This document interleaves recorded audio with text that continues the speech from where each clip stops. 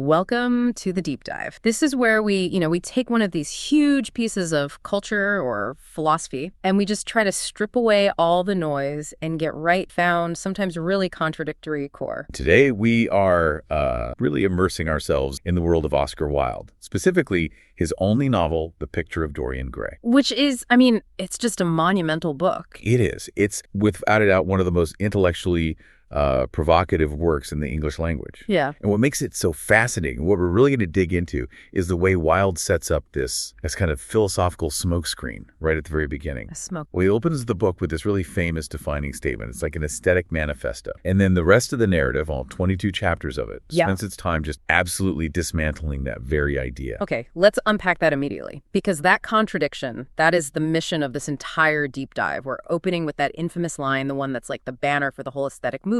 All art is quite... Right. A shocking thing to say at the front of your great work of art. Exactly. So if we take Wilde at his word, then this book, this masterpiece, it doesn't mean anything. But the goal here for you, our listener, is to understand how this novel can simultaneously preach this pure aestheticism, art for art's sake, in its preface, only to then show in just devastating detail the path to absolute moral and personal destruction when you actually try to live that philosophy. It's almost structured like a moral trap. Mm-hmm. We're not just going to be analyzing literary structure today. We're really examining a philosophical experiment gone horribly wrong. Wilde uses the most perfect symbol of physical beauty he can imagine, Dorian Gray, to illustrate precisely how the pursuit of pure, unbound aesthetic pleasure, hedonism, how it leads directly to moral annihilation, to meaninglessness. And the core question the book poses and the one it answers feels frighteningly relevant today. In a modern culture that so often struggles with nihilism and, the search for purpose outside of just feeling good for a moment. So before we jump headfirst into the philosophy, probably ground ourselves in the story.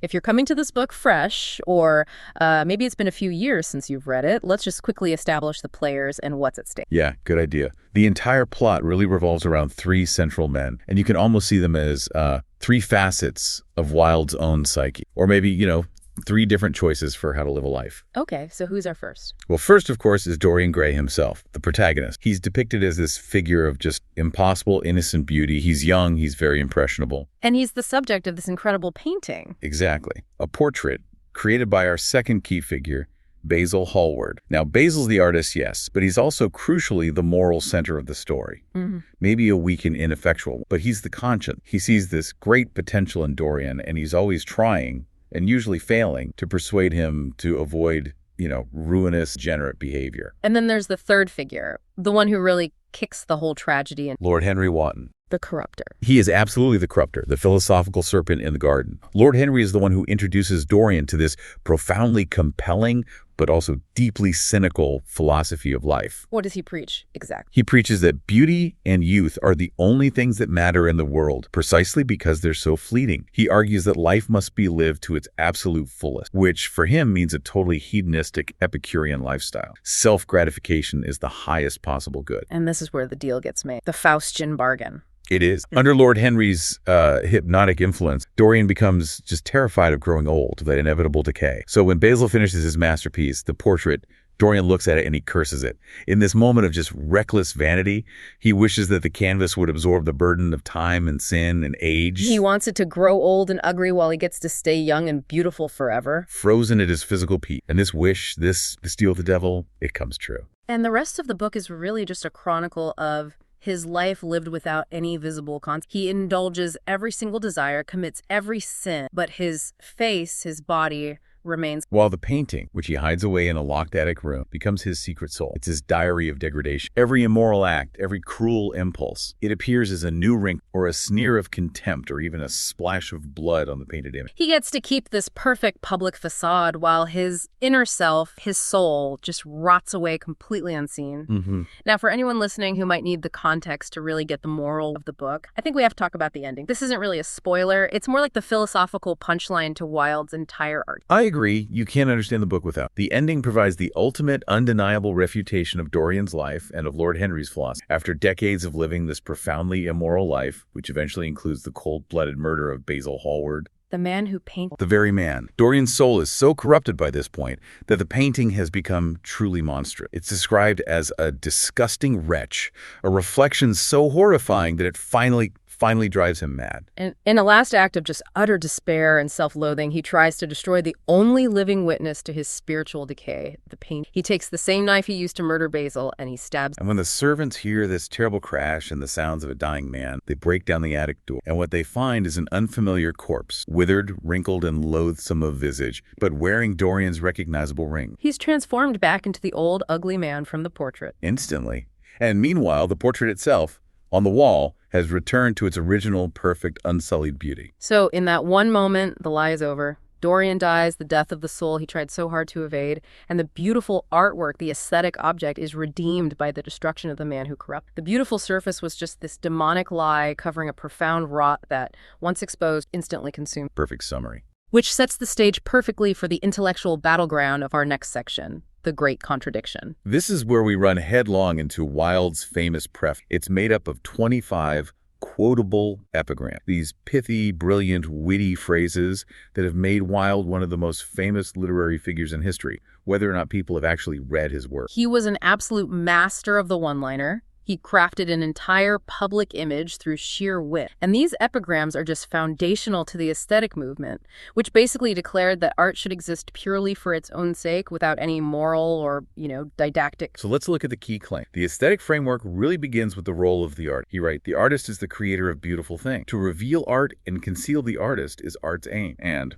no artist has ethical sympathy. Which implies that you shouldn't judge art based on the ethics of the creator or the morality of what it is. Precisely. And then he gives us the two lines that the plot just seems determined to destroy. First, he asserts, there is no such thing as a moral or an immoral book. Books are well written or badly written. That is all. And finally, the ultimate encapsulation of pure aestheticism. All art is quite useless. These statements are so defiant. I mean, they were clearly meant to shock Victorian society, which always demanded that art should serve some clear moral function. It had to teach you something. And Wilde was saying, no, art is a mirror reflecting beauty, not a textbook telling you how to behave. But here's where it gets so interesting. Wilde makes all these absolute, incredibly quotable claims, and then the entire plot of The Picture of Dorian Gray acts as this direct, extended, and powerful refutation of almost every single one of them. It's like a case of philosophical self-sabotage. The narrative fundamentally undermines its own stated philosophy. Let's just take the first claim. There is no such thing as a moral or an immoral book. This is immediately refuted by the central mechanism of Dorian's corruption. What's one of the key plot points that sends Dorian down his path of total spiritual destruction? Lord Henry gives him a book. A nameless, yellow-covered French novel. People speculate it's supposed to be Huysmans' Arbor or Against the Grain. Exactly. And Dorian himself explicitly states that this book corrupted him. He spends years poring over it,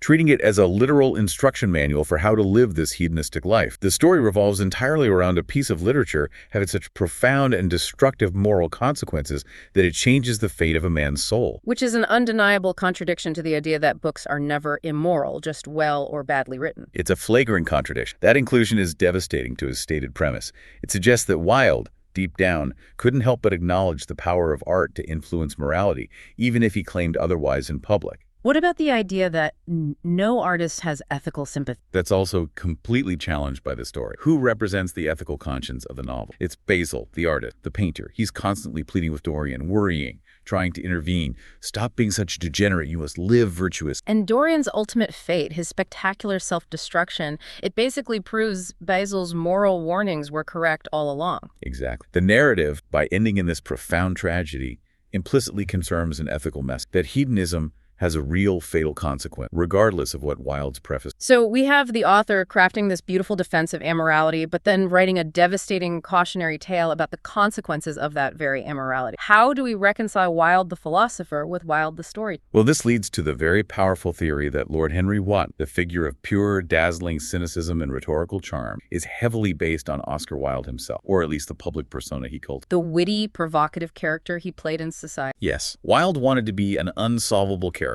an aspete who lived on wit and provocation. He cultivated this image of saying things that were far more cynical and shocking than his actual day-to-day life. He wanted the veneer of being dangerous without the personal commitment to actual danger. And we get this distinction directly from the text. We do.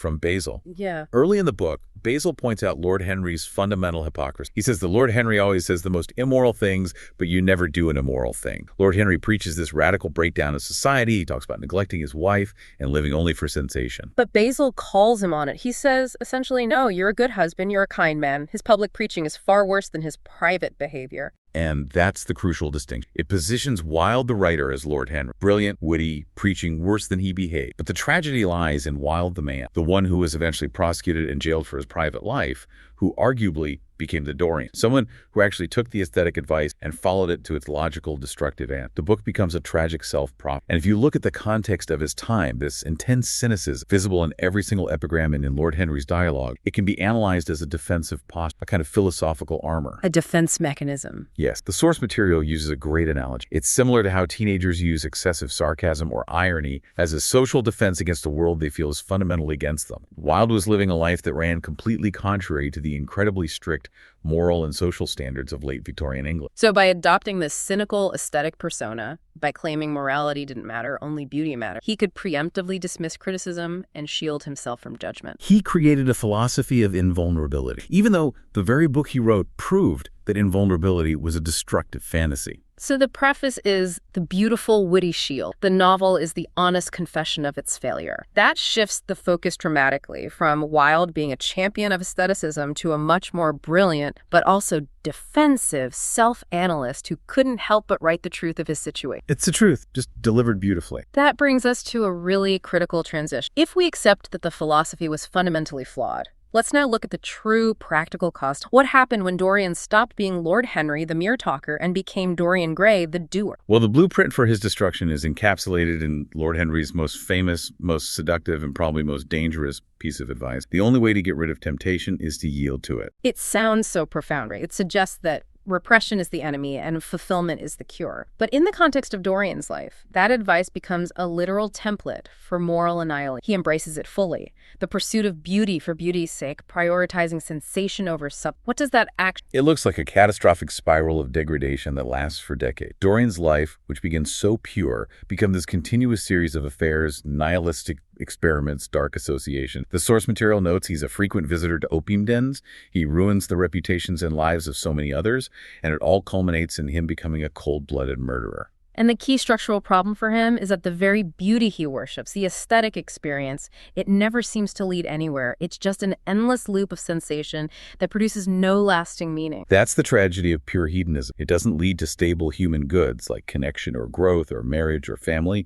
It just leads to a long series of fleeting, empty experience. Dorian gains infinite pleasure, but he loses all capacity for happiness. And the ultimate illustration of this, the most tragic example, is the story of the young actress Sybil Vane. This incident is so key because it just clearly defines the perverse outcome of this philosophy when it's prioritized over genuine human connection. It's devastating. So Dorian, who is just intoxicated by her talent and her beauty, falls deeply in love with Sybil Vane. She's a young, brilliant stage actress in a sort of low-class theater. He proposes to her. He sees her as this perfect blend of art and beauty. So he brings Lord Henry and Basil to watch her perform one night, expecting to show off his perfect love, his perfect artistic discovery. But the performance is a disaster. It's terrible on stage. She completely fails in the role of Juliet. And the reason for her failure is what's so heartbreaking. She tells him afterward, beautifully and honestly, I can't pretend anymore. I got the real thing. This love for you is real. I don't need to be an actress anymore. For Sybil, true emotion made the aesthetic performance irrelevant. And Dorian, the aesthetic devotee, is absolutely disgusted. His response is just chilling. It is. He tells her he only valued the performance, the art, the show. The moment her life became about the real thing, genuine human love, virtue, commitment, he rejects her completely. He tells her she's ruined everything. That is the moment the aesthetic philosophy becomes actively. He destroys her happiness, and the consequence, as we learn immediately in the novel, is that Sybil Vane commits suicide then. And Dorian, after an initial shock, is very quickly persuaded by Lord Henry to see the incident as merely a wonderful tragedy, an aesthetic event, rather than a moral catastrophe. He sees a young woman's death as just an elegant final act in his own personal... it's a horrific outcome. He literally destroys the real thing for the sake of an unreal idea. And what's remarkable is that even Wilde, the supposed champion of this idea, included a kind of caveat about beauty in the very preface he wrote. It's a tiny hint of redemption, a distinction that Dorian completely missed. Wilde says, "Those who find beautiful meanings in beautiful things are the cultivated. For them there is hope," which suggests that the beautiful object itself isn't the problem. The problem is the meaning you ascribe to it, or rather, the worship. So for the cultivated, those with wisdom, there's hope in appreciation, not in trying to possess it forever. Precisely. The source material draws this poignant analogy, comparing Dorian's physical beauty to a fleeting flower. A flower is objectively beautiful, but its nature is to be ephemeral. It has to fade. The cultivated can appreciate that temporary beauty, recognizing its objective standard and its fleeting quality, and for them, there is hope. But Dorian, by demanding his beauty be permanent, turned a fleeting natural gift into a grotesque idol. He tried to arrest time and nature itself. And when you try to hold on to the flower forever, you realize you're just grasping at a dried husk. Well, a moral lie. The narrative, despite all its beautiful language, is just screaming a moral warning. It suggests you can't separate what you do privately, you are public. Which brings us to Section 4, the inescapable truth-private vices and public faith. This is maybe the most powerful argument the book makes against the modern temptation to live a compartmentalized life. This is the profound moral core of the novel, and it's delivered through the desperate observation of Basil, the painter. He says something that directly refutes a deeply ingrained contemporary sensibility. Basil makes the crucial observation. People talk sometimes of secret vice. There were no such things. Wait, no such thing as a secret vice? I mean, we live in a world where everyone believes their private life is entirely separate from their public presentation. What does he mean by that? He means that private moral rot always eventually manifests itself physically. It is impossible to conceal completely. If a man has a vice, Basil argues, it shows itself in the lines of his mouth, the droop of his eyelids, the molding of his hand. It affects his demeanor, his energy, his entire way of moving through the world. And Dorian's uniqueness, his curse, is that he managed to transfer that physical manifestation to the canvas. The consequence that should have been written on his face and body was instead outsourced to the painting. Exactly. But for everyone else in the novel, and by extension, for us, the reader private degradation is written onto the body for all to see. So the core argument the book makes, written by a man who led this notoriously extravagant private life, is that private behavior inevitably, structurally, affects public life. There is no moral vacuum. What happens in the bedroom absolutely affects what happens in the street. And this directly challenges the modern Western idea that private vices don't matter, as long as I'm not harming someone else. The book argues this is a dangerous illusion, a slippery slope. If you keep conceding small immoralities, telling yourself this little indulgence is okay here and that one is okay there, you are slowly eroding your own character. You're building a culture that elevates hedonism as a new moral god. There is no clean separation. The self is integrated. If we connect this to the broader philosophical picture, the book seems to be a powerful critique of divorcing the physical body from a critique that feels startlingly relevant right now. That's the Gnostic critique. For listeners who might not be familiar, Gnosticism is historically a broad term for ancient, but its core idea is the separation of, and often contempt for, the material world. Applied to modern life, you could argue we live in a very Gnostic age. The prevailing cultural belief is often that the body is trivial, a shell. The true self is purely internal conscious. We are just spirits vibing through a vehicle. Whereas the traditional Western and Abrahamic view is the opposite. It emphasizes the integrated nature of the soul and the body. Absolutely. Traditional philosophy,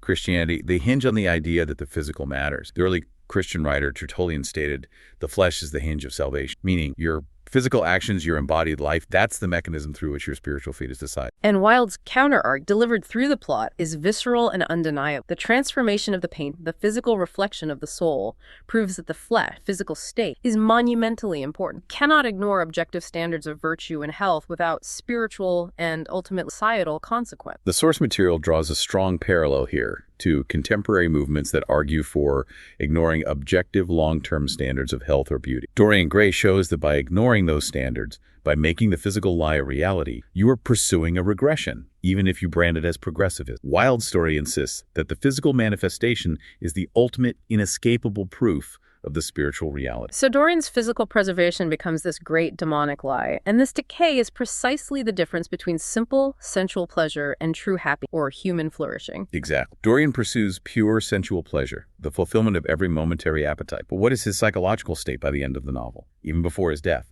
He's paranoid, agitated, he locks himself away, he fears detection, he trusts no one, he is absolutely miserable, totally devoid, and eventually kills himself in a desperate final act. It's the definition of the antithap. And this is the classical distinction between hedonic pleasure and eudaimonia. For listeners, eudaimonia is a Greek term often translated not just as happiness, but as human flourishing or living well. Hedonic pleasure is the temporary satisfaction of sensation, a great meal, fine wine. Eudaimonia is the state achieved through consistent moral excellence, reason, and living a life of purpose. So Dorian pursues hedonic pleasure, which is temporary, and requires constant re-upping, leading him deeper and deeper into vice. He never once... That's his critical failure. The book vividly shows that choosing pure pleasure, as Dorian does, leads not to peace, but to an uncomfortable, disfigured state of mind. He masters the art of pleasure, but completely destroys his capacity for genuine human flourish. The pursuit of satisfaction only results in deeper, more profound dissatisfaction. You can connect this to what the source mentions about modern life, young people building up these elaborate online avatars, chasing virtual status. That pursuit gives you a kind of high, a temporary pleasure, but in the long run, what substantial moral foundation have you gained? Dorian's life was the ultimate high-level avatar, a beautiful shell, but it led nowhere and just collapsed into ruin. And this raises an important structural question about meaning. If eudaimonia, or flourishing, is not found in avoiding discomfort and accumulating pleasure, then what's missing? The source suggests that what's missing is a healthy, intentional relationship with suffering and sacrifice. Meaning that the pursuit of purpose often requires the very things Dorian systematically avoids. His entire life is defined by the attempt to avoid pain, consequence, and effort. And the book shows that this very attempt to avoid suffering and embrace ease is precisely what causes his greatest pain, his paranoia, and his madness. He failed to find purpose because purpose requires navigating and processing unavoidable human difficulties. That's a profound observation. And it brings us smoothly to our last section, the enduring legacy and the question of redemption. Why, over 100 years later, is this deep dive on Oscar Wilde still so essential? Well, there's the undeniable appeal of the writing style itself. It feels like poetry. It's full of paradox and theatrical flair. The language is described in our sources as just gorgeous, and the dialogue is dramatic, witty, plecapt. Wilde makes the English language seem almost magically incandescent. And that artistic quality ensures the endurance of the message. You're drawn in, almost seduced by the beauty of the art, just as Dorian was seduced by his own image. And then this powerful moral message just seeps in that way. The beautiful wrapping makes the bitter medicine palatable. And we can't discuss the legacy without briefly touching on the book's controversial history. It caused a tremendous stir when it was first released in 1890, instantly accused of being obscene. The original publisher, sensing danger, actually removed nearly 500 words of the text, mostly related to homoerotic overtone. Right.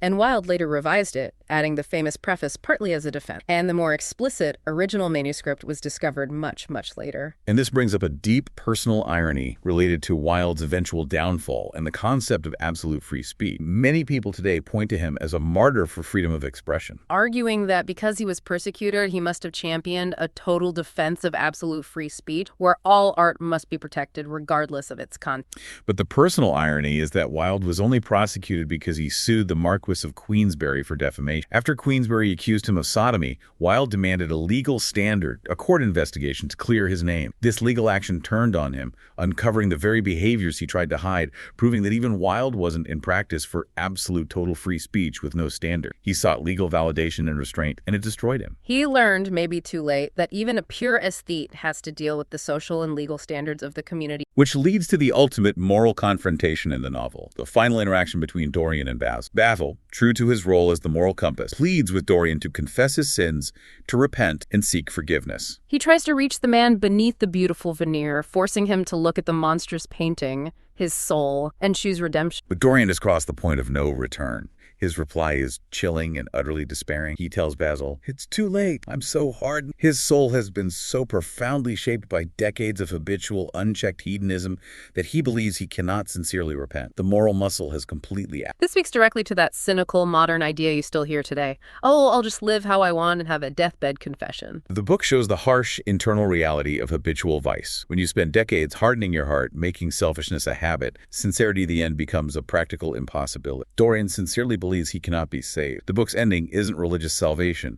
It's a pure moral and philosophical fate. Dorian's self-destruction into the disfigured, disgusting man he earned the right to become. And finally, we see the lasting social toll of his life, which proves Basil's point that secret vices are no. Dorian, in his late 30s, complains that when he walks into a room, people leave. It's not because he's some intellectual threat. It's because of his very real, documented personal offense. He slept with this person's sister, corrupted that one's son. He committed real harm. This is the final implication. A man is ultimately judged not by his superficial admirers, but by the people closest to him who know him best, the people who know the detail. Dorian had no one left to hold him accountable because he had systematically destroyed every real relationship in favor of self-service. If the people who know you best have the lowest opinion of you, your beautiful aesthetic life is revealed as a total sham. He wrapped himself up in himself, and as the saying goes, very small pack. That is the unavoidable moral conclusion that Wilde, perhaps unintentionally, delivered in his great novel. So what does this all mean for us? This deep dive into the picture of Dorian Gray works as this powerful, beautiful, timeless, cautionary tale for people struggling with meaninglessness, who have all the options in the world but feel spiritually empty. Wilde offers a clear, beautiful, and utterly devastating end. That road is not. It serves as the ultimate map of what not to do. It shows that the fast track to a bad, uncomfortable, meaningless life is the pursuit of pure, unbound pleasure. And that leads directly to our final provocative thought for you, the listener, as you carry this reflection with. We know from our source material that many people today, particularly young men lacking meaning, are searching for purpose. They're engaging with history, thinking about ancient Rome, looking for some kind of quest. Wilde's book provides a vivid illustration of what not. If the greatest possible pursuit of aesthetic pleasure and the complete avoidance of suffering embodied by Dorian Gray leads inevitably to paranoia, madness, murder, and suicide, then we have to ask, what simple non-hedonistic pursuit, one that's often actively shunned in modern culture, must be the true path to meaning? We established that avoiding discomfort and consequence is the modern form of hedonism. If Dorian Gray proved that avoiding pain and pursuing pure ease destroys the soul, perhaps the acceptance of standards, the intentional seeking of responsibility, and the willingness to endure discomfort, the suffering that helps you learn and become a better person, must be the pathway to true to that eudaimonia that Dorian failed. Is the avoidance of suffering what truly keeps us from finding purpose today? Is seeking purpose simply the commitment to accepting necessary pain, something for you to chew on as you go about your day? Thank you for diving deep with us. Happy reading.